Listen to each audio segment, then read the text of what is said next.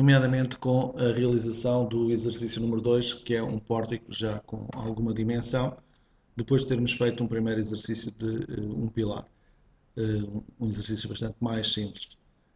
Este pórtico vai ser constituído por 5 vãos, que aqui estão representados, 1, 2, 3, 4, 5 vãos, com consolas de um lado e de outro, e com algumas cargas introduzidas aqui, nomeadamente cargas contínuas de 30 kN, uma carga pontual de 300 kN, uma carga pontual ali em cima de 30 kN.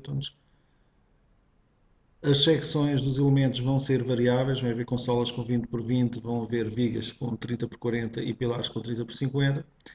Vamos colocar um maciço com 4 estacas, vamos colocar sapatas isoladas e vamos colocar vigas de equilíbrio também no nosso exemplo. Vamos também colocar uma carga descontínua a atuar de cima para baixo. Ora, este nosso exercício tem aqui logo uma sugestão no seu enunciado, uma sugestão de lançamento da malha geométrica, da rede geométrica para fazer este lançamento que aqui está. São 6 metros, 3,99 m, 4,10 m, 3,99 m e 6 metros. As alturas 3,5 m e 3 metros. Ora bem, e é com esta informação que nós vamos começar por lançar aqui o nosso exercício. Então vamos ao Tricalc, criar uma nova estrutura. Vamos aqui chamar a esta estrutura exercício 2.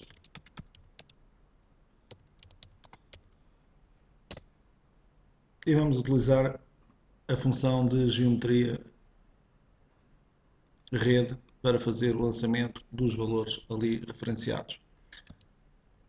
Portanto, tínhamos um vão de 6, 3,99, 4,10, 3,99. 6, 3,99, 4,10, 3,99 e finalmente mais um vão de 6 metros.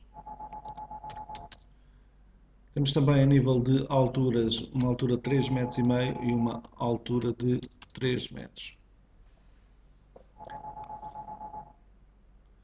E cá está um ponto de partida para a modelação do nosso pórtico. Temos aqui os 4 vãos, faltam as consolas e falta o piso superior. Ora, as nossas consolas vão ter aqui 1,20 m e o piso superior vai ter 3 metros de altura. Para fazer a criação das consolas, vamos utilizar a função que já conhecemos de geometria nó translação. Vamos querer realizar uma translação em X. Vemos aqui que se desenvolve o pórtico segundo o eixo X, portanto, em X nós vamos querer acrescentar 1,20 m. Vamos querer copiar o nó. Vamos querer criar as barras na translação do nó, portanto o nó quando fizer a translação na horizontal fazer uma barra de 1,20 m e não vou querer copiar os pilares, ou seja, as barras que estão entre os nós eu não os vou querer copiar. E portanto clico no botão de translação e abro uma janela de seleção apanhando os dois nós que aqui estão e portanto reparem que aparecem ali as duas consolas com 1,20 m. Fazer o mesmo deste lado. É só acrescentar aqui que a translação agora é no sentido da parte negativa do eixo X, indicando ali menos 1,20 m. Selecionar os nós e temos aqui então as consolas introduzidas. Relativamente ao piso superior, é realizar novamente uma translação de 3 metros. Neste caso já me interessa copiar as vigas. E portanto ativo aqui a opção de copiar as vigas e fazer uma translação para todos estes nós que aqui estão, para criar então o piso adicional. Vamos ver então o nosso modelo e portanto temos aqui as consolas com 1,20 m que já foram introduzidas. Temos aqui também este piso aqui nesta zona central que também já foi introduzido. Vamos agora passar ao carregamento da estrutura e, portanto, vamos mudar para o menu de ações. Vamos introduzir primeiro as cargas contínuas de 30 kN ao longo dos dois pisos. Então, para o efeito, vamos aqui a ações, definir, vamos escolher carga contínua sobre barras, vamos definir aqui o seu valor, 30 kN, o seu vetor de atuação e o tipo de carga, a hipótese de carga, uma carga permanente. E vamos introduzir, abrindo uma janela sobre cada um dos pisos. O programa só atribui ações aos elementos que estejam totalmente dentro da janela de seleção e, portanto, só as vigas é que ficam afetadas com a carga de 30 kN/m. Voltamos ao nosso enunciado. Até vou colocar aqui a visualização do enunciado em tamanho maior. E vamos colocar agora esta carga de 300 kN que aqui está pontual neste nó. Para o efeito, vamos então a uma ação pontual em nós, definir um valor de 300 kN, indicar que o vetor de atuação é o y geral a atuar para baixo, portanto y geral menos, e a hipótese de carga é uma carga permanente. E vamos introduzir no respectivo nó. Cá está a representação dessa mesma carga. Voltando ao nosso enunciado, vamos agora tratar de introduzir esta carga pontual que aqui está de 30 kN neste nó. Neste caso, uma carga horizontal de 30 kN. Vamos então ao menu de ações, mais uma vez, à caixa de diálogo de introdução de ações, à caixa de ação pontual em nós, definir o valor de 30 kN, o vetor de atuação, segundo x+, e hipótese de carga permanente, e selecionar o nó aqui em cima. Cá está ali a ação introduzida. Regressamos ao nosso enunciado e, portanto, já temos as cargas contínuas, já temos esta carga pontual, já temos esta carga pontual aqui. Falta só introduzir esta carga descontínua que aqui está e que atua de baixo para cima, de acordo com o vetor que ali está. Vamos então a uma carga de 90 kN, definir uma carga descontínua, clicar no botão das propriedades da carga, meter aqui o valor da carga, 90 kN, colocar a distância ao nó de menor numeração, neste caso é de 2 metros, aqui colocar 2 metros, colocar o comprimento da carga, que neste caso também é de 2 metros, e escolher então um vetor que atue no sentido positivo. Quando não existe nos vetores pré-definidos essa situação, nós podemos pura e simplesmente fazer o seguinte, escrever diretamente aqui o vetor 0 mais 1 ponto e vírgula 0, okay? 0 ponto e vírgula mais 1 ponto e vírgula 0 e fazer então a introdução desse vetor. Introduzir a carga, clicar na viga onde é para ser introduzida, ali, portanto, vamos fazer a introdução da carga e cá está ali já representada a ação que acabámos de introduzir. E relativamente a ações, tínhamos todas as ações deste pórtico, deste exercício, introduzidas. Podemos então agora passar à fase do pré-dimensionamento.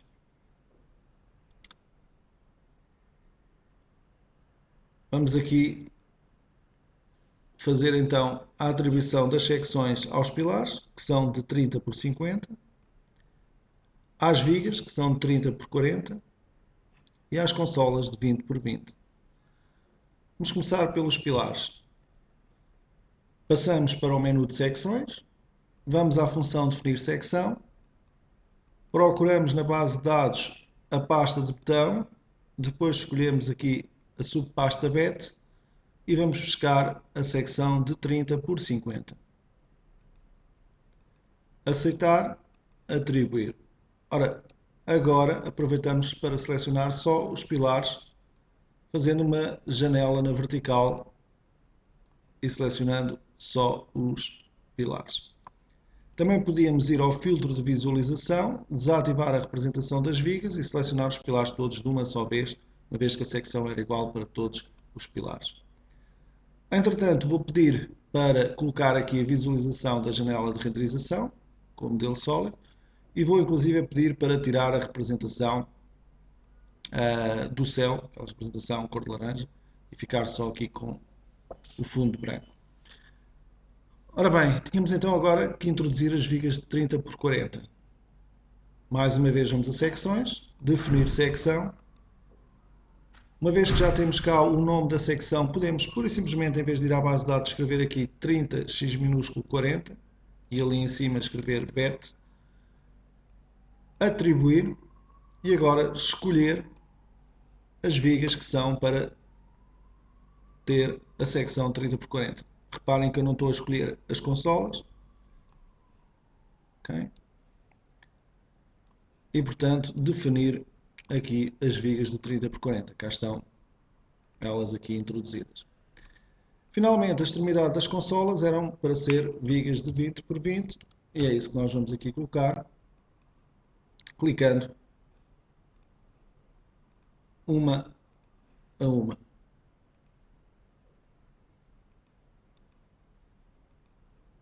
Aqui temos o nosso pórtico, como está definido até agora. Okay. E então, falta-nos introduzir os maciços de encabeçamento com estacas nestas extremidades, as sapatas isoladas nos pilares centrais e as vigas de equilíbrio a unir estes elementos da nossa fundação. Portanto, esta situação que aqui está. Ora, necessitamos então, como estamos a intervir sobre a geometria, de regressar ao menu de geometria, procurar o elemento que quer introduzir, vamos começar por exemplo pelas sapatas, e procurar uma função que diga, neste caso, ou que leia, neste caso, para introduzir sapatas isoladas. E cá está, introduzir sapata isolada.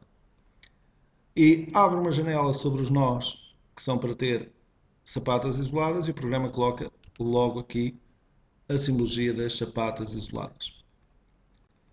Maciço de encabeçamento e estacas, na mesma situação, vamos à geometria, procuramos o elemento maciço de encabeçamento e estaca, escolhemos a função introduzir, dizemos que queremos 4 estacas circulares, indicamos a distância, a separação entre eixos de estacas numa e noutra direção, a distância do eixo da estaca à extremidade do maciço e a altura do maciço. E vamos introduzir então aqui o nosso primeiro maciço, reparem que tem ali as 4 estacas, e aqui o segundo maciço de encabeçamento com as suas estacas. As vigas de equilíbrio ou lintéis, como são designadas, vamos à geometria, procuramos o elemento lintel, por 2 nós, clicamos num maciço, clicamos no outro maciço e ele reconhece as sapatas intermédias e divide logo o lintel em vários troços.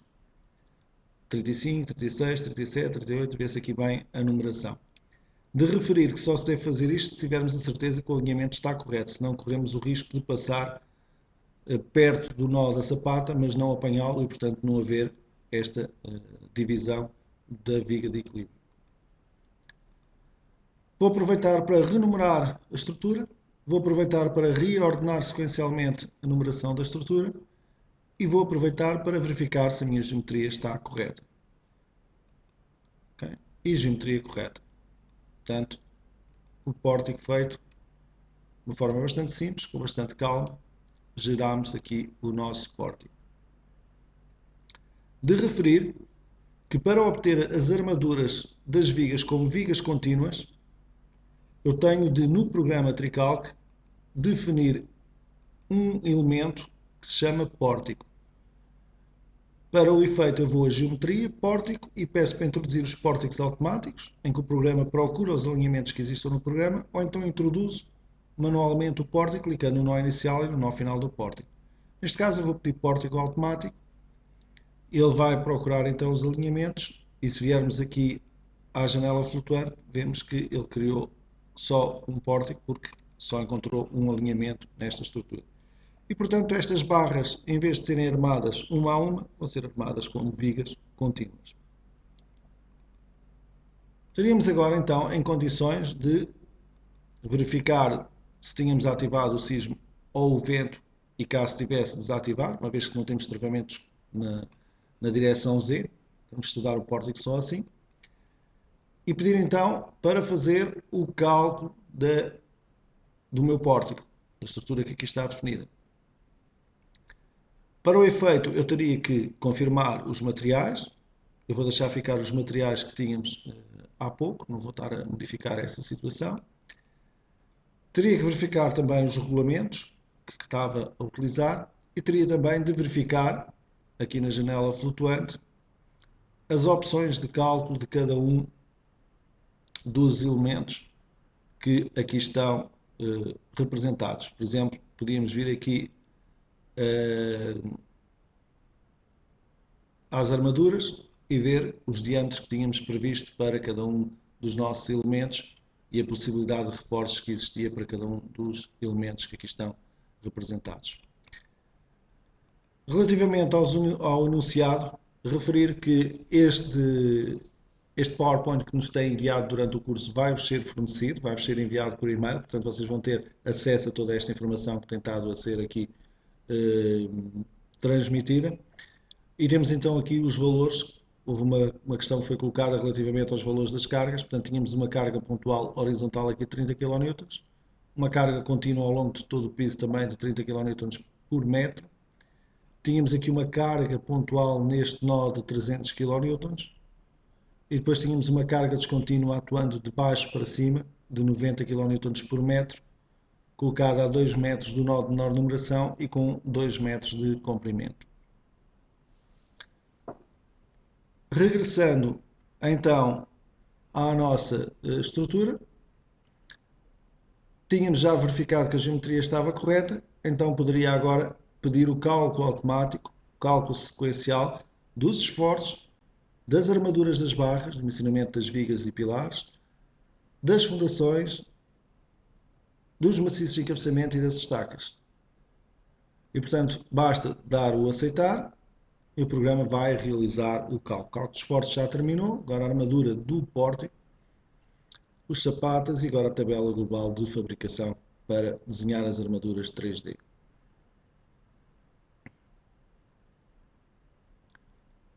E aqui temos, não se encontraram erros, a não ser em 6 barras. Portanto, há aqui 6 barras que teriam erros e já vamos ver quais os erros que essas barras apresentam.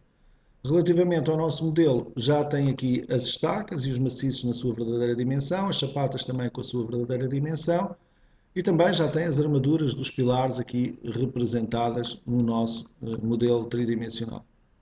Okay.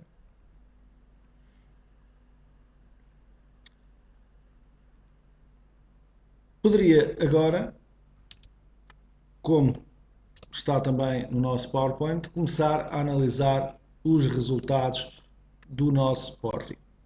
Então vamos ver o comportamento do nosso pórtico primeiro, mexendo, digamos, alterando, pedindo aliás para visualizar um gráfico, vamos aqui ao gráfico de momentos fletores.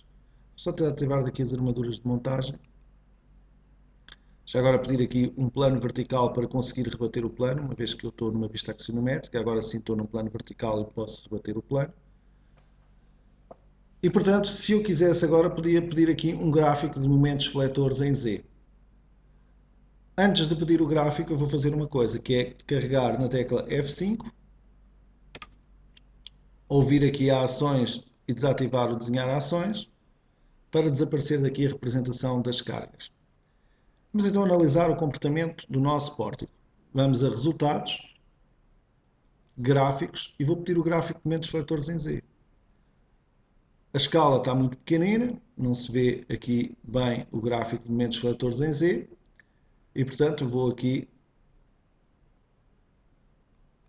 pedir para haver a representação do gráfico para as cargas permanentes e pedir então agora o gráfico de momentos fletores em Z. E portanto tenho aqui um típico gráfico de andamento para cargas verticais, okay?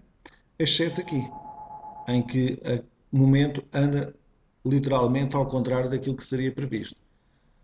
Ora, se viermos aqui a ações e ativarmos o desenhar ações, vamos perceber o porquê dessa situação. Não é? Tal carga descontínua que nós aqui colocamos provoca esta situação aqui no pórtico. Também aqui em cima, o andamento do gráfico de momentos fletores é um pouco diferente daquilo que temos aqui ao longo do restante pórtico. Porquê? Tratam-se de vigas que, em primeiro lugar, não têm cargas em cima, portanto não têm praticamente flexão, a não ser devido ao peso próprio em Z, e têm uma carga colocada aqui horizontal que lhe introduz um momento deste tipo, como se fosse uma ação sísmica, uma ação lateral a funcionar sobre este elemento. Podíamos também pedir informação para conhecer melhor o funcionamento, o comportamento do nosso pórtico, ao nível dos gráficos, por exemplo, de deslocamentos da estrutura.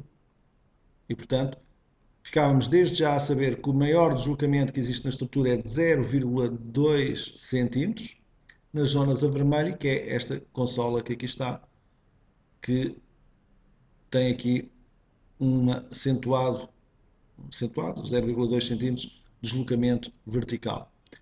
Ficava também a verificar que o único deslocamento horizontal que existe neste pórtico é da esquerda para a direita, exatamente devido à carga que aqui introduzimos, que é a única carga horizontal que nós temos aqui no nosso modelo. Okay? Podemos ainda pedir um gráfico de esforços axiais e verificar, eu até vou aqui aumentar um bocadinho mais a escala dos esforços axiais, vou ter, por exemplo, o dobro, e podia verificar que as cargas permanentes iam aumentando ao longo dos pilares, de uma forma mais ou menos coerente, em função dos vãos, uns mais carregados, há outros menos, mas normalmente têm aqui um acréscimo similar, exceto aqui. E, portanto, conseguia logo perceber que haveria aqui algo de diferente, que é a tal carga de 300 kN que nós aqui colocámos há pouco. Okay? E é essa carga que provoca ali aquele 252 kN que estamos a ver ali em Fx. Okay? Reparem que se viermos aqui ao nó do outro lado, temos aqui colocar na barra um Fx de. Mas aqui à barra, peço desculpa, faltava ali aquela situação, não poderia ser. Agora sim, 880 kN em Fx, portanto, com o tal acréscimo dos 300 kN, enquanto aqui, nesta barra, temos 410 kN. Okay. Portanto, há uma diferença grande que resulta dos tais 300 kN que aqui foram introduzidos. Se quisesse também saber concretamente o deslocamento neste nó, posso pousar o rato também ali e ver os tais 0,264 de deslocamento em Y que ali está representado. Okay? Se quisesse verificar aqui, também, aqui para a envolvente, aqui não é por hipótese de ação, há bocado era por hipótese de ação, aqui é já para a envolvente dos esforços. Okay?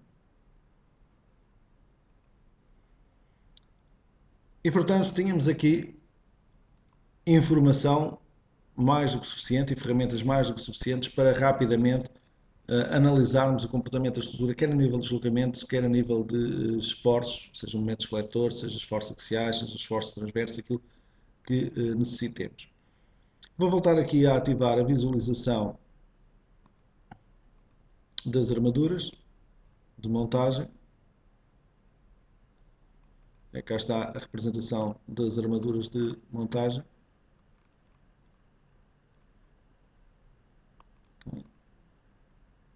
Nos nossos pilares. E se eu quisesse agora pedir a representação de um quadro de pilares, viria a resultados, armaduras, é aqui que estão os resultados das armaduras dos elementos estruturais. Okay? E neste caso eu quero ver o quadro de pilares. E reparem que aparece-me aqui o quadro de pilares com a discretização dos varões. Desde a fundação, armadura de esperas da fundação, depois o andamento dos 4 varões de canto, que chegam à cota de 3,5 metros e ainda seguem 56 cm para fazer a emenda para o troço seguinte do pilar, e depois os reforços também por aqui acima. E os estribos, aqui indicado até onde é que chegam, que é até à cota 3,5. Depois da cota 3,5 para cima, mais varões, e depois no último piso os varões terminam com a dobragem que ali está referenciada. Se eu quiser, posso, nas opções de representação do quadro de pilares, pedir para não desenhar a disposição dos varões e o quadro de pilares passa a ter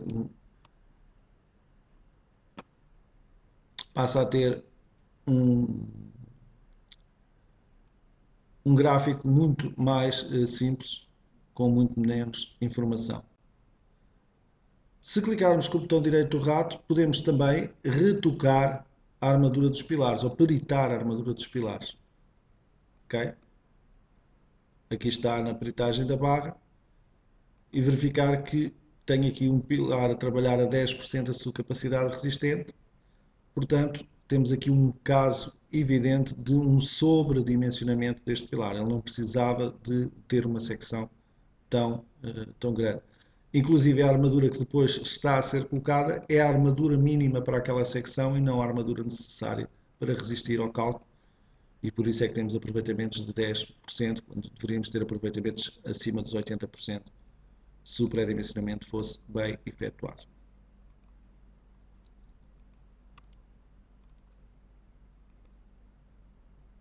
Finalmente, para terminarmos então o workflow, eu vou pedir aqui para vermos também as armaduras dos pórticos e pedir para desenhar um pórtico, para vermos aqui as vigas. Cá estão as vigas que têm problemas, assinaladas com um X vermelho. Já vamos ver qual seria o problema que elas teriam a acusar. E vamos ver o pórtico seguinte, do piso de cima. E se fizermos um zoom, temos aqui então, vou aumentar aqui o tamanho das letras, que está pequenino, para se ver um bocadinho melhor. E portanto temos aqui as armaduras dos pilares, das vigas, armadura superior, armadura inferior, e todos estes desenhos com o botão direito do rato, podemos nas opções modificar o que é que queremos que apareça nos desenhos, e inclusive o tipo de representação de armaduras que pretendemos para os nossos desenhos. Aqui a armadura toda em baixo, cotas entre estes pilares ali em cima. Portanto, é outra forma de representação. Podem sempre personalizar essas formas de representação de acordo com aquilo que mais vos agrada. Por exemplo, esta forma de representação já coloca os cortes das vigas aqui, em vez de colocar aqui a meio.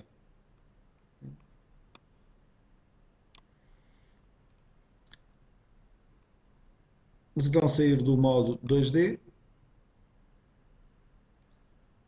e voltar aqui à visualização do nosso pórtico.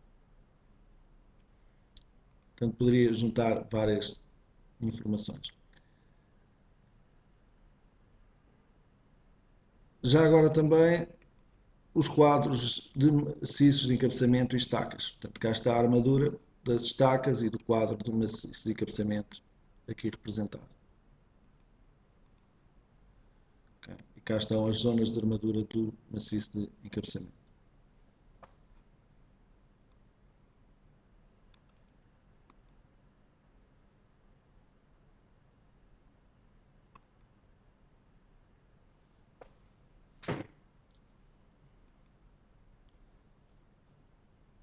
Portanto, mais uma vez o workflow completo, desde a definição do nosso modelo geométrico